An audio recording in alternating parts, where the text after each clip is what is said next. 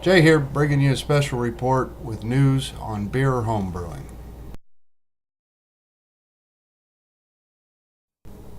Wanted to bring a video tonight on kind of an update on National Homebrew Day because I got some wonderful news today. If you missed my video on it, I will leave a link in the descriptions below. At Homebrew Day, all us brewers bring out our beer in kegs or bottles, however we got it. And we have a friendly competition where everybody votes on what beer they thought was the best. I had to leave early this year. Didn't get to stay until to see what beer won. But I got word today that my beer took second place. It's the first time in 8 or 9 years ago that one of my beers is placed, so I'm really proud of that fact. It's quite an honor. The beer that won was a very young man who's recently started brewing, brought the only lager, I believe the only lager that was there. That was absolutely wonderful. He got my vote for first place.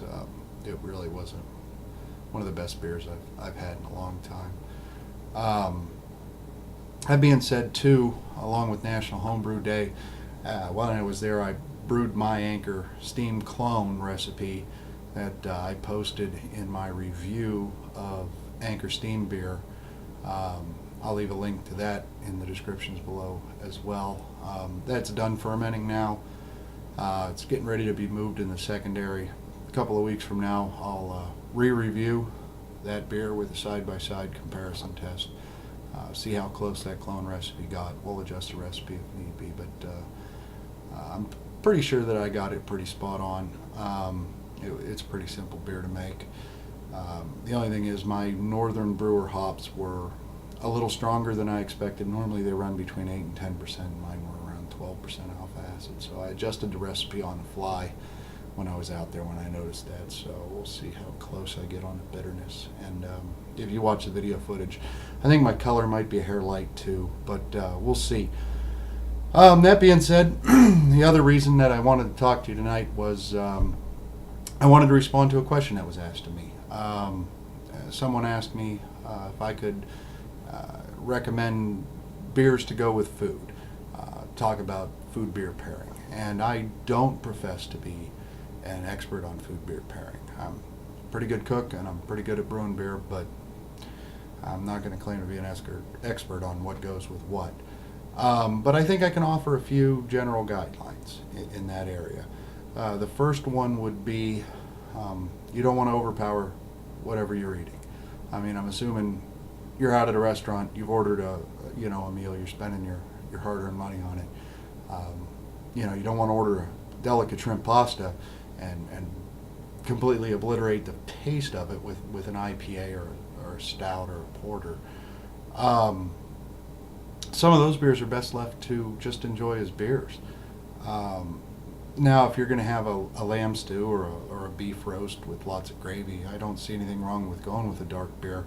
But again, I would probably shy away from anything that's extraordinarily hoppy. Another good guideline would be to, especially if you're eating ethnic food, is to stick with an imported beer from the country that whatever you're eating. Like if you're eating Italian food, I might want to go with a Peroni.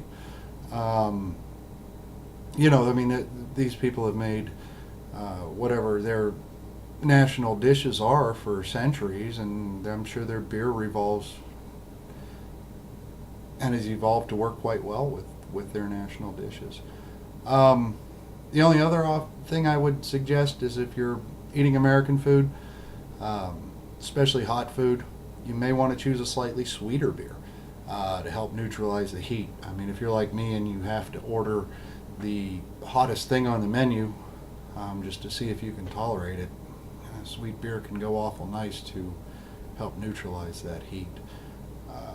So that being said, number one, I wouldn't necessarily pair a beer with food, other than I wouldn't drink a beer that I didn't like because somebody said that it went with a certain food. You'd have to like the beer first, and then make a good judgment. I mean, if it's a delicate meal, you want to go with a delicate beer. If it's a heavy course meal, you can go with a little heavier beer.